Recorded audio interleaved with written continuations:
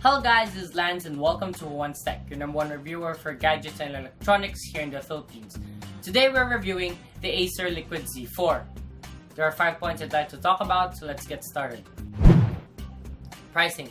So I got mine at an SM kiosk for 2,500 pesos. I don't know if it was on sale or not, but I'm really happy with the price. I've been trying to find this online so I could give you the current pricing of this phone, but I just couldn't. So I guess the only place where you could really buy this phone is on a physical shop. That's just the way it is. Right, design. So it's 9.7mm thick.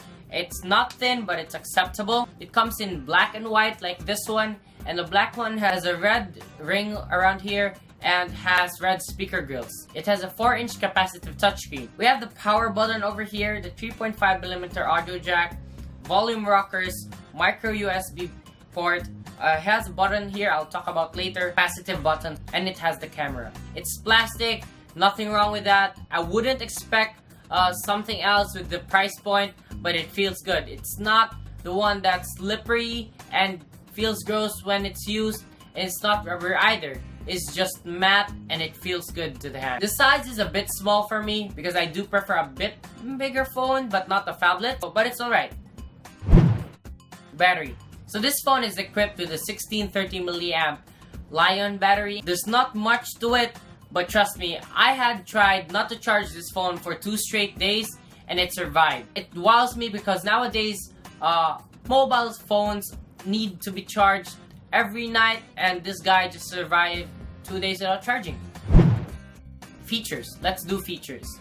It has a 5-megapixel camera. It does not have a front-facing camera, so this is not one for the selfies. It has a really basic camera app. It has this normal photo mode. It has video mode. Acer Snap Note, which I don't really understand. HDR. It has a panorama, and it has a mode wherein it detects a smile automatically and then it captures it. Smile thing. See? Do they like detect the smiles?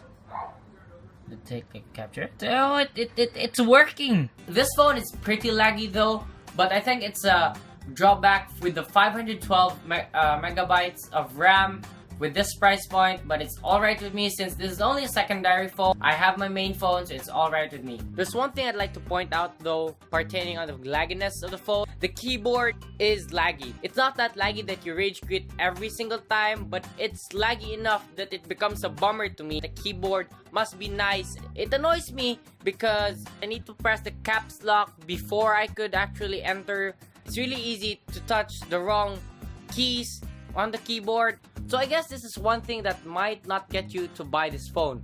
It accepts micro SIMs and it is a dual SIM phone, which is nice. I have Sun and I have Smart, or you could have Globe, and you have this. Comes with in the box with Jelly Bean 4.2.2. That's all to it. I installed Apex Launcher with a cartoon skin, and I guess it does add to the lag, but it's alright with me. So yeah. Alright, the button that I was talking a while ago, it's if you long press it even when the phone is locked, it automatically opens you to the camera app. So it's a nice thing, but I wouldn't really mind if it wasn't there, but it's a nice addition by Acer. There's not much more to this phone. It just does what a normal Android phone would do. It doesn't have NFC, it doesn't have LTE, it doesn't have fingerprint stuff. There's not much to it really, just what a normal Android phone would do. Quality. I've dropped this phone 100 times. Being an owner of this phone for like, I don't know, 1 month now. I'm a bit clumsy to phones, you know, I drop them everywhere. And I say it has survived. I've never had any screen protector or case to this phone, and it has 0 scratches whatsoever. I love it. Okay, overall with the price point, all the specs, features and everything, I think Acer really did a good job on this phone, and they pushed the limits of this price point, setting a higher standard for phones to come in this price point. And I think it's changing the question from what more could I put into this phone to make this more expensive to what more could I put in this phone without changing the price. So I give this phone a thumbs up, and I would definitely recommend this phone to anyone who likes to buy a secondary phone or who wants to ride the Android wave but on a budget. I hope you like this review, and I'll hang around for more tech reviews and such from Juan's Tech. Give this video a thumbs up and hope you subscribe. with this price point, but it's alright with me since this is only a second. It is a 5 megapixel. No.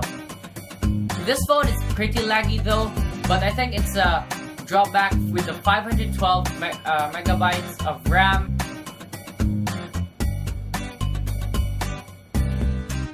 Capacitive buttons over here.